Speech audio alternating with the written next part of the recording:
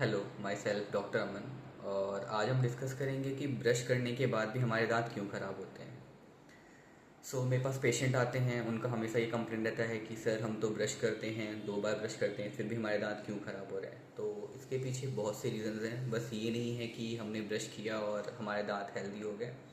देखिए, हमें पहले समझना होगा कि हम कौन से ब्रश या कौन से पेस्ट यूज़ करें। मैं कौन किसी कंपनी को प्रमोट नहीं कर रहा या बात नहीं कर रहा, मैं यहाँ बता रहा हूँ कि जो हम ब्रश यूज़ करते हैं, पता हो जिसके ब्रिसल्स क्या हैं, सॉफ्ट हैं, मीडियम है, हार्ड है।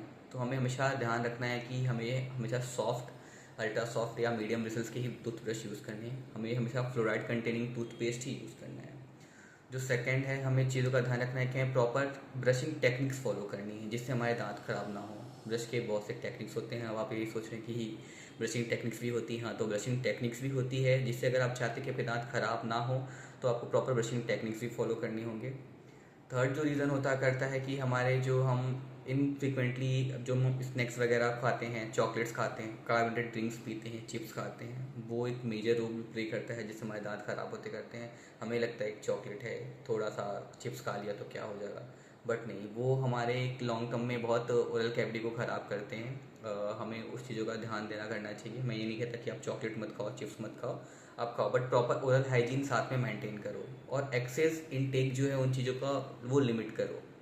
फोर्थ रीज़न जो होता करता है कि एक माल अलाइनमेंट जो अपना होता करता है टीथ। हमें लगता है कि हम खाना तो खा रहे हैं ना, काम तो चल रहा है, तो क्या फ़र्क पड़ता है, बट नहीं। अगर आप चाहते हो कि आपकी ओरल कैविटी अच्छी हो, आपका ओवरऑल हेल्थ अच्छा हो, तो आपको अपनी ओरल कैविटी को इक्वली इंपॉर्टेंस देना पड़ेगा। आपको अपने जो टीथ हैं जिनमें गैप है या टीथ अलाइन नहीं है उनमें आपको ध्यान देना पड़ेगा। हम कुछ भी खाते पीते हैं, अगर दांतों में गैप है या दांत आपस में क्राउडेड हुए पड़े हैं तो खाना अटकता है। आप ब्रश करते हो फिर भी वो ब्रश से निकलना मुश्किल होता है, जिसके लिए क्या होता है कि हम कुछ भी खाते हैं, कुछ भी पीते हैं, खाना अटकता है और हमारे दांतों में क्या होता है, ओरल कैविटी में कैरीज होने के चांसेस बढ़ते हैं, क्योंकि हम ब्रश करने के बाद भी वो चीज़ें जो है वहाँ से जो फूड पार्टिकल्स हैं या जो फूड स्टफ है वो वहाँ पे अटक के रह जा रहे हैं। लॉन्ग पीरियड टाइम वहाँ पे क्या होता है, कैलकुलस या प्लाक आता है जिससे आपको ही प्रॉब्लम अराइज होनी करनी है।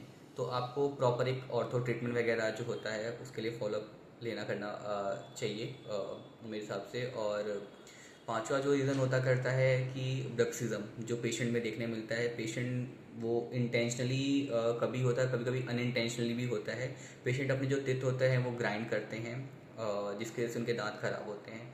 Six major reason is like कि GERD, gastro oesophageal reflux disease. उसमें पेशेंट क्या होता है, जो एसिडिक कंटेंट होता है स्टमक का वो बार बार माउथ में आता है, जिसकी वजह से ये प्रॉब्लम अराइज होता है और आपके जो टिथ हैं वो ख़राब होते हैं, क्योंकि वो एसिडिक इन्वायरमेंट आपको माउथ में बैक्टीरियल ग्रोथ को, प्रोडक्शन को इन्हेंस करता है, जिसके सबके दांत होते हैं ख़राब होते हैं। नया एक जो रिसर्च में पाया गया है, हेरिडिटी प्ले करता है एक मेजर रोल जिसके सबके दांत खराब होते हैं। तो all this are the reasons major जो जिसके सबके दांत खराब होते हैं। तो हमें इन सब चीज़ों का ध्यान देना चाहिए। प्रॉपर गार्गल, जब भी हम कुछ खाते पीते हैं प्रॉपर गार्गल करें, 2 टाइम प्रॉपर ब्रशिंग करें, पॉसिबल है तो फ्लॉस करें, जिससे हमारे ओरल कैविटी हेल्दी रहेगा। क्योंकि अगर आपकी ओरल कैविटी अच्छी है तो आपका ओवरऑल सिस्टम अच्छा रहेगा, क्योंकि oral health is overall health. अगर आपका मुंह स्वस्थ है तो आपका पूरा शरीर और सारे अंग स्वस्थ रहेंगे।